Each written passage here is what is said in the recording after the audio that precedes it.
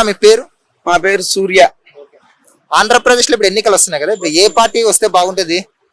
ఏ party మాదే ఆంధ్రనే మేమైతే చంద్రబాబు నాయుడు, పవన్ కళ్యాణ్ ఆ పార్టీ వస్తే బాగుంటుంది అనుకుంటున్నాం.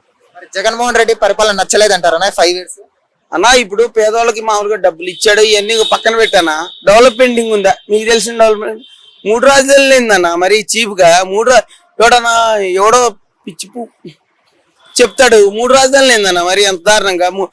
ఎక్కడో సౌత్ ఆఫ్రికాలో చూసాం. మనం మామూలుగా అనుకుంటాం ఇది ఆఫ్రికా ఖండంలాగా కాకూడదు, ఆఫ్రికా లాగా కాకూడదు అనుకుంటాం. మరి దాని ఇన్స్పిరేషన్ తీసుకొని పెట్టాడో ఎట్లా పెట్టాడో తెలియదు.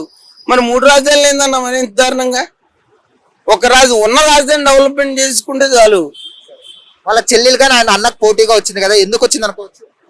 ఎందుకు వచ్చింది అనేది ఇప్పుడు ఫస్ట్ వాళ్ళ దాని గురించి ఆలోచించవచ్చు. ఏది వాళ్ళ ఫ్యామిలీ ఏమైనా ప్రాబ్లమ్స్ ఉండొచ్చు, ఆస్తి సంథింగ్ ఏదైనా ఉండొచ్చు, వాళ్ళకి ఏదైనా ఉండొచ్చు. కానీ సొంత చెల్లె వచ్చింది అని అంటే పర్సనల్ గా ఏదన్నా ఉంటేనే కదన్నా వచ్చేది.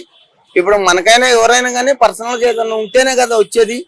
తనకి రాజశేఖర రెడ్డి గారు ఇంత ముందు చెప్పినప్పుడు కూడా ఆయన గొప్పోడు అన్న చెప్తున్నా. ఎన్టీఆర్ నేను చూసిన తర్వాత ఎన్టీఆర్ ని గొప్పోడు, తర్వాత రాజశేఖర రెడ్డి గారే. మామూలు చంద్రబాబు నాయుడిని అభిమానిస్తా, ఎందుకంటే ఇక్కడ ఐటీ డెవలప్ చేసినాం, మేము ఆ ఉద్యోగం చేసుకున్నాం కాబట్టి ఏం చెప్పి కొంచెం ఇట్లా పడ్డదని. తర్వాత కేసీఆర్ గారు సంథింగ్ కావచ్చు.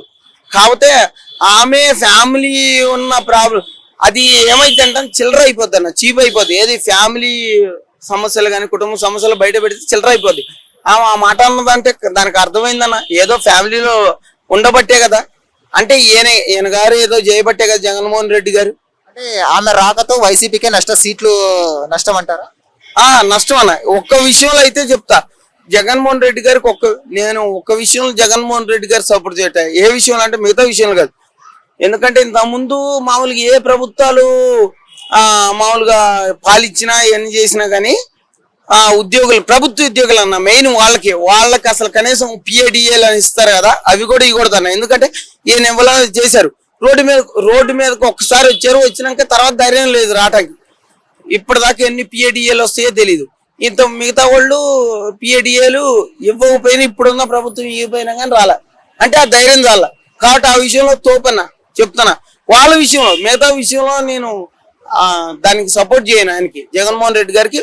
ఓన్లీ ప్రభుత్వ ఉద్యోగుల విషయంలో మామూలుగా ఏదో పేద దానికి ఉందా ఆలోచిస్తా, ఏమని వీళ్ళకి ఇవ్వకూడదన్నా అని చెప్తా. ఇవ్వకూడదు, ఎందుకంటే వాళ్ళకి ఆల్రెడీ ఒక్కొక్క మామూలు అన్నా